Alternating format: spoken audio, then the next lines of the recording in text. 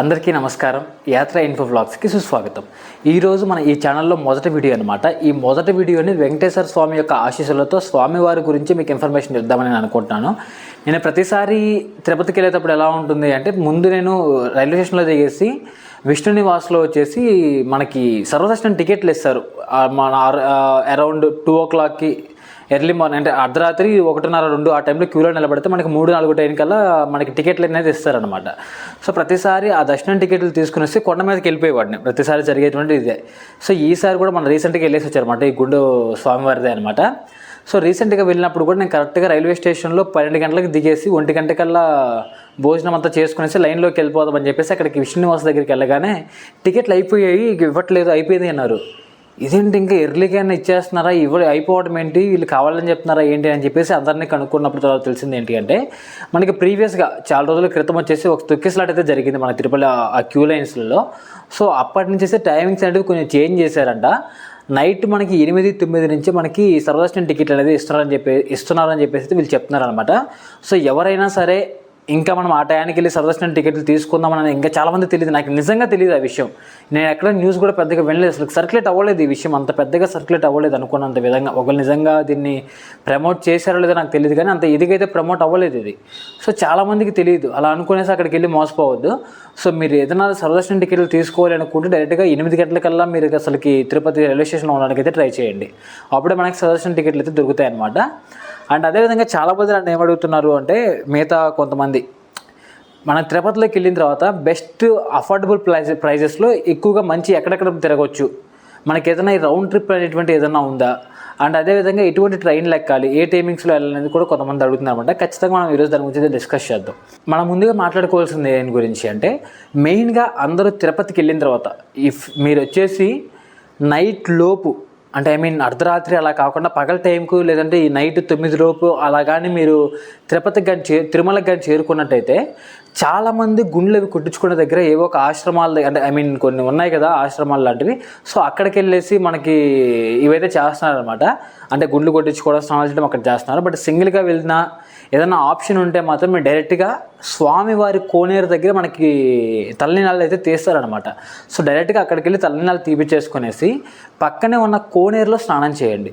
అంటే కొంతమంది నమ్మని వాళ్ళైతే ఓకే, మీకు ఏమైనా దేవుడి మీద బాగా భక్తి ఉండే వాళ్ళైతే మాత్రం నేను చెప్పినట్టు చేయండి. ఖచ్చితంగా కూడా అక్కడ తలనీలాలు అయితే మాత్రం అక్కడ సమర్పించేసిన తర్వాత కోనేరులో 3 మునకలు స్నానం చేసేసి అక్కడే స్నానం చేసి పక్కన బాత్రూమ్స్ ఉన్నాయి, అక్కడ ఫ్రెష్గా స్నానం చేసిన తర్వాత అందరు చేసే తప్పు ఏంటంటే డైరెక్ట్గా క్యూ లైన్లోకి వెళ్ళిపోతున్నారు.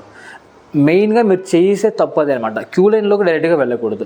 పక్కనే కోనేరు పక్కనే ఉన్నటువంటి వరాహస్వామి యొక్క ఆలయం ఏదైతే ఉందో ఆ స్వామివారి ఆలయంలో మొదటి దర్శనం అక్కడ చేసుకున్న తర్వాత వెంకటేశ్వర స్వామి దగ్గరికి అయితే మనం వెళ్ళేసి దర్శనం చేసుకోవాలన్నమాట. చాలామంది వితండవాదం, వాళ్ళకి తెలియక ఎలా మాట్లాడతారంటే, తిరుపతికి వెళ్ళేది ఏంటి, తిరుమలకి వెళ్ళేసి ముందు పెద్ద ఆయన దర్శనం చేసుకోకుండా చిన్న వాళ్ళ దగ్గర దర్శనం చేసుకుంటామా, ముందు ఆయన దర్శనం అయిన తర్వాత కదా అందరి దర్శనాలు అని అనుకుంటూ ఉంటారనమాట. కానీ స్వయాన స్వామివారే చెప్తారనమాట పురాణాలలో, ముందు నా దర్శనం కాదు వరాహస్వామి ఆలయం దర్శనం చేసుకున్న తర్వాతే నా దర్శనం చేసుకోవాలి అని చెప్పేసి స్వామివారే చెప్తారనమాట. సో ముందైతే వరాహస్వామి వారి యొక్క దర్శనం చేసుకున్న తర్వాత క్యూ లైన్లలోకి అయితే వెళ్ళండి. మీకు ఒకవేళ ఓపిక ఉంటే మాత్రం ఒకసారి యూట్యూబ్లో కానీ దానికి వెళ్ళేసి ఆ స్టోరీ ఒకసారి ఉంటుంది, మీరు యూట్యూబ్లో సెర్చ్ చేసి చూడండి, మీకే అర్థమైపోతుంది ఎందుకు ఏంటి అనేది. అయితే మాత్రం ఇక్కడ చెప్తే మనకి వీడియో అనేది చాలా లెంతీ అయిపోతుంది. అండ్ ఇదనమాట క్యూ లైన్లో. అండ్ ఇప్పుడు కొత్తగా ఏంటంటే, నేను మొన్న వెళ్ళేటప్పుడు డైరెక్ట్గా సో ఇక నాకు వెళ్ళడానికి కింద టికెట్లు దొరకలేదు. డైరెక్ట్గా పైకి వెళ్ళేసిన తర్వాత ఇవన్నీ తలనీలాలన్నీ సమర్పించేసిన తర్వాత నేను డైరెక్ట్గా ఉచిత దర్శనానికి వెళ్ళిపోదామని అనుకున్నాను. అలా వెళ్ళిపోయే సమయంలో ఇక్కడ అర్ధరాత్రి దాదాపుగా అరౌండ్ టైం నాకు తెలిసి 3 అయి ఉంటుంది అనుకుంటున్నాను. 3 కూడా కాలేదు, 2-2:30 టైంలో 2-2:30 ఆ టైంలో వచ్చేసి ఉచిత దర్శనంకి వెళ్ళే టైంలోనే మనకు ఫస్ట్ స్టార్టింగ్లోనే 300 రూపాయల దర్శనం టికెట్లు, అంటే వాళ్ళు వెళ్ళేటువంటి రూట్ ఒకటి ఉంటుంది మనకి. స్టార్టింగ్ ఈ ఎస్వి మ్యూజియంకి ఆపోజిట్లో ఉంటుంది, డైరెక్ట్గా కంపార్ట్మెంట్స్ పక్కనే. సో ఆ లోపలికి వెళ్ళిన తర్వాత ఏంటి అంటే, ఒక ఆయన చెప్పాడు అనమాట నాకు, ఇలా ఈ సైడ్ వెళ్ళండి అక్కడ సర్వదర్శనం టికెట్లు ఇస్తున్నారు అని చెప్పేసి. ఎగ్జాక్ట్గా కంపార్ట్మెంట్లో పక్కనే ఉందన్నమాట అది. సో మీరు ఎప్పుడైనా వెళ్తే ఒకసారి ట్రై చేయండి, ఒకవేళ అవైలబిలిటీ ఉంటే మీకు కూడా డైరెక్ట్గా సర్వదర్శనం టికెట్లు దొరికే అవకాశం ఉంది అక్కడ. సో డైరెక్ట్గా లోపలికి వెళ్ళిపోయాను. ఆ ఎంట్రీ నుంచి లోపలికి వెళ్ళగానే అక్కడ సర్వదర్శనం టికెట్లు ఇస్తున్నారు.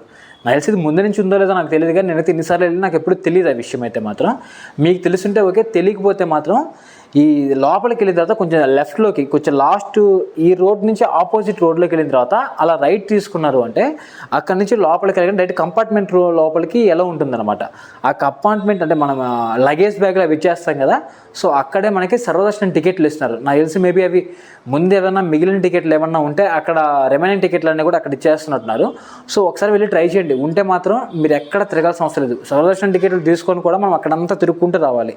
ఆ అవకాశం కూడా లేకుండా డైరెక్ట్గా కంపార్ట్మెంట్లోకి వెళ్ళిపోతాం అనమాట అక్కడైతే మాత్రం. సో ఒకసారి వెళ్ళి చూడండి. ఒకవేళ ఉంటే మన అదృష్టం లేదంటే మనము స్వామివారి దర్శనంకి ఆ క్యూ లైన్లోనే వెళ్ళాల్సి వస్తుంది. సో దీని తర్వాత చాలామంది చాలా టైం ఉంటుంది మనకి. ఈ టైంలో మనకి తిరుపతిలో చాలా చూడదగ్గ ప్లేసులు చాలా ఉన్నాయి. ఒక్కొక్క ప్లేస్ దగ్గరికి వెళ్ళాలంటే మనకి అఫోర్డ్ చేయలేము, అంత కాస్ట్ ఎక్కువైపోతుంది. అలా కాకుండా లోకల్గా మనం అక్కడే మన ఆర్టీసీ వాళ్ళు అయితే మాత్రం ఒక ప్లాన్ అయితే తీసుకొచ్చారనమాట. 6 ప్లేసులు మనం తిరిగితే ఆ 6 ప్లేసులు కలిపి కేవలం 120 రూపాయలతో మాత్రమే వెళ్ళొచ్చు. 6 ప్లేసులు ఏంటి అంటే మీకు ఇప్పుడు నేను చెప్తాను చూడండి. నేను ఇందాకే నోట్ చేశాను వాటిని కూడా. వేణుగోపాల స్వామి టెంపుల్, జపాలి, నిజంగా మస్ట్ చూడగా జపాలిని అయితే మాత్రం విజిట్ చేయండి, చాలా బాగుంటుంది. ఆంజనేయ స్వామి యొక్క ప్లేస్ అనమాట అది.